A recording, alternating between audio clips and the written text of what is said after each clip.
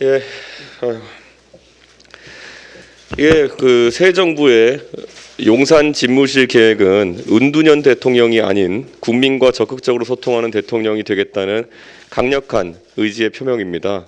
지금까지 민주화 이후 많은 대통령들이 청와대의 탈권위화를 이야기했지만 현재의 청와대가 가진 위치상, 공간 설계상의 한계를 극복해내지 못한 경우가 많았습니다. 대통령은 취임하게 되는 순간부터 연속적으로 치열하게 국정을 다루기 때문에 임기 중에 집무실을 이전하는 것은 불가능에 가깝습니다. 임기 중에 집무실을 이전하게 되면 그것이 바로 흔히 이야기하는 국정 공백이나 안보 공백을 야기할 가능성이 큽니다. 따라서 임기 개시와 동시에 집무실을 새로운 터전에 마련하는 것이 유일한 방법입니다. 어제 당선인께서 언론과 국민에게 소상하게 집무실 이전의 취지와 입지 선정 근거들을 설명했고 언제든지 추가적인 문의에 대해서도 지속적으로 소통하면서 추진할 의지를 밝혔습니다. 당에서도 이제 입지에 대한 이견보다는 용산 집무실의 성공적인 안착을 위한 건설적인 의견들을 계속 제시해야 할 것입니다. 또한 국회 차원에서도 국방위 등에서 차질 없이 이 계획이 추진될 수 있도록 지원을 아끼지 않아야 합니다. 그리고 오늘은 당의 사무부총장을 두 분 임명하게 되었습니다. 조직부총장으로 강대식 의원님을 모시게 되었습니다. 강대식 의원님은 지방의원과 기초단체장을 역임하셨기에 이번 지방선거에서 큰 기여를 실질적으로 해주실 것으로 기대가 됩니다. 그리고 전략기획부총장으로는 홍철호 전 의원님을 모시게 되었습니다. 홍철호 전 의원님은 특히 이번 지방선거에서 격전지로 떠오르는 경기도 지역에서 의정활동을 하셨기 때문에 경기도 선거에 있어서도 좋은 전략을 많이 기획해 주실 수 있을 것이라고 기대됩니다. 또한 전략기획부총장으로서 국민의당과의 합당 절차를 담임해서 신속하고도 원만하게 추진해 주시기를 기대합니다. 국민의당과의 합당 절차는 저희가 공언한 대로 차질 없이 빠르게 추진될 수 있도록 하겠습니다. 그리고 오늘 지방선거를 대비해 중앙당 공천관리위원장으로 우리 당의 원내 최다선이신 정진석 국회 부의장님을 모시게 되었습니다. 조속히 지방선거 준비를 시작해서 윤석열 정부의 성공을 지방선거 승리로 뒷받침할 수 있도록 하겠습니다. 그리고 어제 최고위원 간담회에서 저희가 지방선거에 대한 주요한 논의를 진행했습니다. 이번 선거에서 개혁 공천을 바탕으로 승리할 수 있도록 저희가 추가적인 논의를 마친 뒤 논의된 사항에 대해서 언론과 국민들께 최종적으로 공표할 수 있도록 하겠습니다. 2017년 4월 24일 민주당은 서울 역사 문화벨트 조성 공약 기획위원회 및 광화문 대통령 공약 기획위원회를 출범시켰습니다. 문재인 당시 민주당 후보의 광화문 대통령 공약을 뒷받침하기 위한 것이었습니다. 문재인 대통령은 그 자리에서 퇴근길에 남대문 시장에 들러 시민들과 소주 한 잔 나눌 수 있는, 그러면서 소통할 수 있는 대통령 되겠다. 그렇게 될 경우에 지금 북악산과 청와대는 시민들의 휴식 공간으로 돌려드리게 될 것이라고 발언하기도 했습니다. 하지만 문재인 정권 출범과 함께 이 국민과의 약속은 휴지 조각이 되었습니다. 문 대통령은 퇴근길 시민들과의 소통은커녕 주요 사안은 대통령이 직접 언론에 브리핑하겠다, 광화문 광장에서 대토론회를 열겠다는 약속도 지키지 않았습니다.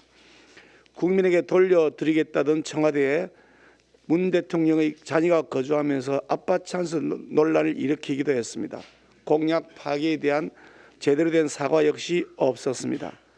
5년 전 문재인 대통령의 약속과 지금 윤석열 대통령 당선인의 약속은 그 목적과 취지가 크게 다를 바가 없습니다. 차이가 있다면 현실의 벽을 핑계로 주저앉았는가, 아니면 그 벽을 넘어 국민과 약속을 지키려는 노력을 하는가 하는 점일 것입니다. 탈청와대 추진에 대한 국민들의 우려를 알기에 저 역시 지난 토요일 윤 당선인과 함께 국방부 부지를 둘러봤습니다.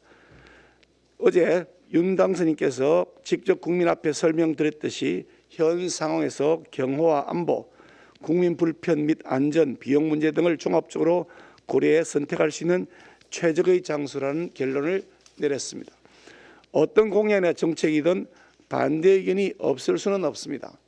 하지만 반대를 위해서 이전 비용이 1조 원 이상 소요된다거나 헬기장을 미군이 통제한다는 등의 가짜 뉴스를 퍼뜨리는 것은 국론을 분열시키고 국익을 해치는 행태가 아닐 수 없습니다. 더구나 다른 사람이나 다른 정당이라면 몰라도 국민과 약속을 내팽개치고 어겨버린 민주당이 그런 비판을 할 입장은 못 된다는 점을 상기시켜 드립니다. 민주당 아직 출범도 하지 않은 새 정권이 발목 잡는 데 혈안이 될 것이 아니라 문재인 대통령이 지키지 못했던 광화문 대통령 약속을 이제라도 지킬 수 있도록 협조해야 마땅할 것입니다. 진짜 정치 개혁은 협치에 있다는 점을 다시 한번 상기시켜 드립니다. 경북 울진과 강원도 동해안 산불 피해 지역의 많은 국민들의 온정이 이어지고 있습니다. 한순간에 삶의 터전을 잃었다는 절망이 다시 일어설 수 있다는 희망으로 바뀌어갈 수 있기를 진심으로 바랍니다. 우리 국민의힘은 당 차원의 복구 지원 활동, 구호 물품 전달 등 선거법 내에서 할 수 있는 모든 지원을 아끼지 않겠습니다. 무엇보다 정부의 신속한 지원이 이루어질 수 있도록 적극 챙겨 나가겠습니다. 특별히 강원 동해안 지역에는 관광업에 종사하는 분들이 많으신데 관광객들이 산불 피해 지역에 방문하는 것이 미안해서 찾아오지 않는다고 걱정하고 계시다는 소식을 들었습니다. 가뜩이나 코로나 장기화로 지역 경제 타격이 큰데 그야말로 엎친 데 덮친 격입니다. 안타까운 상황이 아닐 수가 없습니다. 코로나 확산세가 지속되고 있어서 지금 당장 마음 편히 여행을 다닐 수 있는 상황은 아니지만 혹시라도 여행을 가셔야 될 상황이 된다면 산불 피해 복구를 돕는다는 마음으로 해당 지역 방문을 적극 고려해 주시기를 부탁드립니다. 화마가 빼앗아간 일상을 하루빨리 회복할 수 있도록 국민 여러분들이 많은 관심과 응원을 부탁드립니다. 우리 국민의힘도 산불 피해 지역의 희망이 다시 만들어지는데 함께할 것임을 약속드립니다. 혁신은 참으로 어려운 것입니다. 기득권의 저항, 막연한 두려움과 걱정이 크기 때문입니다. 새 대통령 집무실에 대한 청사진을 윤석열 대통령 당선인이 직접 공개했습니다. 미국 백악관 같은 공간으로 변화하고 혁신하겠다는 것입니다. 대통령이 소통을 위해 청와대를 나와야 한다는 것은 김영삼 대통령 때부터 공감이 있었습니다. 대통령 집무실 이전에 가장 적극적이었던 분은 더불어민주당이 배출한 문재인 대통령이었습니다. 더불어민주당은 정략적으로 안보 공백을 문제 삼고 있습니다. 그러나 안보 공백을 거론할 자격이 있는지부터 헤아려 보는 것이 순서일 것입니다. 아울러 대통령 집무실 이전 문제까지도 내로남불식이어서야 되겠습니까? 공정과 상식이 살아 숨쉬는 새로운 시대를 향한 변화와 혁신이 본격화됐습니다. 윤석열 대통령 당선인은 어제 기자들 앞에서 직접 발표했고 45분간 20여 개의 질문도 직접 받고 답했습니다. 소통하는 대통령이란 약속 역시 실천에 옮겨지고 있습니다. 존경하는 국민 여러분, 진실로 새로운 시대를 열기 위해서는 흑색선전, 선전선동부터 뿌리 뽑아야 합니다. 진실로 새로운 시대를 열기 위해서는 막연한 두려움과 우려를 떨쳐내야 합니다.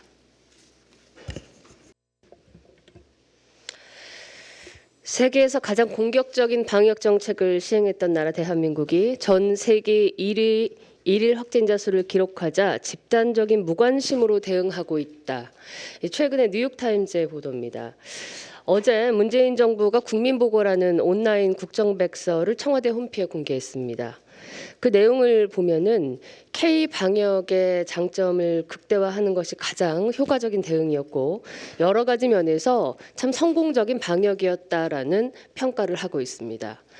백서라는 것은 정치, 경제, 외교 등 모든 분야에서 정부가 현재 상황을 정확하게 인식하고 판단하며 그것을 분석해서 내일로 나가기 위해서 만드는 그러한 국민 보고서입니다. 그러나 지금 현황은 어떻습니까? 전 세계 코로나 확진자 수의 4분의 1이 대한민국에서 나오고 있다 하고 누적 확진자 수가 1,000만 명에 임박하고 또 국민 5명 중 1명이 코로나에 걸린 상황입니다. 이런 상황에서 또 세계 언론이 대한민국의 집단적 무대응이라는 표현까지 써가면서 K-코로나 방역에 대한 우려를 나타내고 있는 가운데 정부가 현상을 정확하게 판단하지 못하고 또 파악하지 못하고 그저 자화자찬에 그친다는 것은 참 낯뜨거운 일이 아닐 수 없습니다. 무려 3년 넘도록 이 마스크를 쓰고 국민들이 참 어려운 가운데 헤쳐나가고 있습니다. 문재인 정부의 임기가 끝난다고 해서 코로나19 사태가 같이 종식되는 것은 아닙니다. 다음 정부가 잘 대응할 수 있도록 문재인 정부는 이 코로나 방역 상황에 대해서 보다 현실적인 인식을 가지고 정확한 분석을 통해서 차기 윤석열 정부에 제대로 이양해 줘야만이 우리 국민이 겪어온 이 고통의 긴 터널을 제대로 끝낼 수 있을 것이라고 봅니다. 문재인 정부의 마지막 책임을 다하기를 촉구합니다.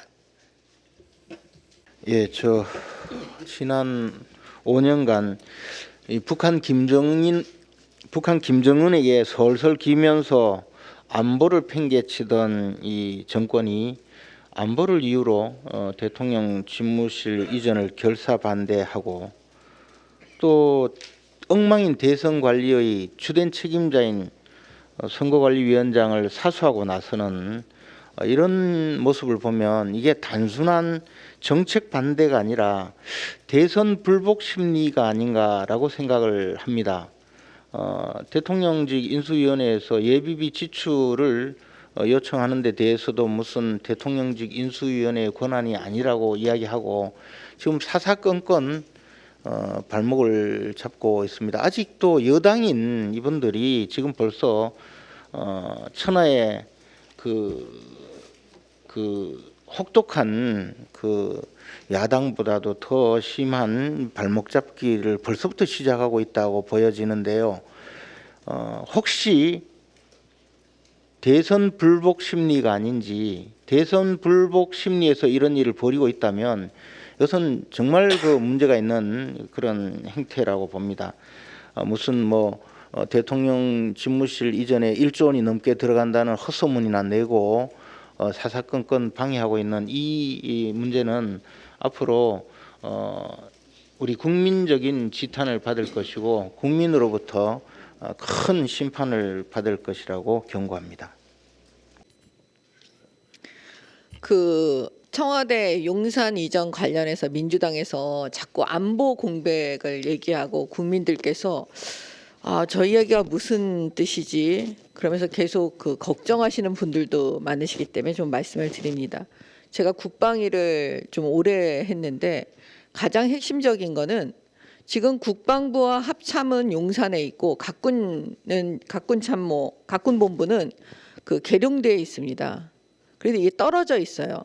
사실은 그 군대 내에서도 이거를 한 군대, 한 지역, 같은 지역으로 다 모아야 한다는 얘기가 굉장히 많이 있었습니다. 근데 과연 이걸 누가 어떤 방식으로 손댈 건지 그런 이제 그 이야기들만 있고 그 실행할 수 있는 사람이 나타나지를 않았던 거였어요, 지금까지. 그래서 이것만 보더라도 이번 기회에 사실은 이 국방부, 그다음에 합참, 그다음에 각군본부 이 부분에 대해서 어떻게 지금 할 건지 조정할 건지 그 하는 기회로 삼았으면 너무 좋고, 이게 무슨 안보 공백하고는 아무 상관이 없습니다, 사실. 그리고 민주당이 너무나 스스로 잘 알고 있을 겁니다. 그다음에 미 8군 용산 기지에 있던 그 미군 부대가 평택으로 갈 때 민주당이 안보 공백 얘기했습니까? 그때 얘기했다면 그래도 어느 정도 민주당 말을 들어주고 싶은데, 그때는 빨리 나가라고 그 난리를 치시던 분들이 지금 안보 공백을 얘기하니 이게 앞뒤 안 맞는 이 처사에 대해서 진짜 분노합니다. 그러니까 그 안보에 대해 안보를 가지고 민주당이 얘기하는 건 그 거의 코미디 수준이라고 저는 보이기 때문에 우리 국민들께서 그 부분에 대해서는 걱정을 안 하셔도 된다, 이렇게 말씀을 드리고요. 이번에 이제 우크라이나 사태를 보면서 아셨겠지만 그 현대전은 지금 우리가 어떻게 보면 준비해 오고 있는 것과는 좀 다를 수 있다. 그러니까 이제 국방에 대해서도 이 현대전 대비해서 무엇을 어떻게 보강하고 할지 국방 개혁까지 함께 가면 참 좋겠다, 또 이런 말씀을 드리고 싶습니다. 이상입니다. 유럽이 기후변화와 러시아발 에너지 수급 불안정에 대응하기 위해 원전 비중 확대와 원전 수명 연장을 검토하고 있습니다. 벨기에는 원전 2기의 수명을 10년 연장한다고 밝혔고 영국도 원전 수명 연장을 검토하고 있습니다.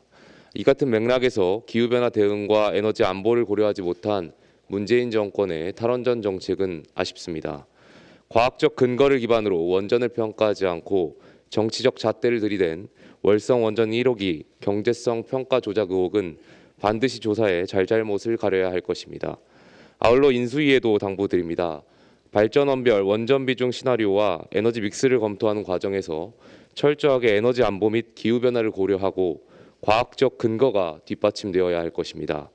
핵 폐기물 처리 방안에 대해서도 적극 검토되어야 할 것입니다. 특히 고준위 방사성 폐기물 처리에 대해 국민들께서 납득하시고 이해하실 수 있도록 답을 내놓아야 할 것입니다. 또한 인수위에 기후변화 전문가가 보이지 않는다는 박지원 더불어민주당 공동비상대책위원장께도 한 말씀 드리겠습니다. 대학과 대학원에서 환경과 에너지를 전공한 제가 봤을 때 지난 5년간 문재인 정권과 민주당에서 기후변화 대응을 위해 어떠한 노력을 했는지 저는 잘 모르겠습니다. 기후변화 대응을 위해서라도 탈원전이 아니라 탈석탄을 선행해야 한다는 전문가들의 기본적인 의견조차 묵살하지 않았습니까? 기후변화는 인류가 죽느냐 사느냐의 안보 문제이고 대한민국의 산업에 먹고 사는 문제에 걸린 매우 중차대한 문제임을 국민의힘은 알고 있습니다. 윤석열 당선인과 조 바이든 미국 대통령의 첫 통화에서 기후변화 대응을 이야기했다는 것은 이를 방증하고 있습니다. 국민의힘은 민주당처럼 기후변화를 패션으로 생각하지 않습니다. 아리백도 중요하지만 CF100도 중요하다는 것을 국민의힘은 알고 있습니다. 기후변화 대응과 에너지 안보를 위해 국민의힘이 최선을 다하겠습니다. 이상입니다.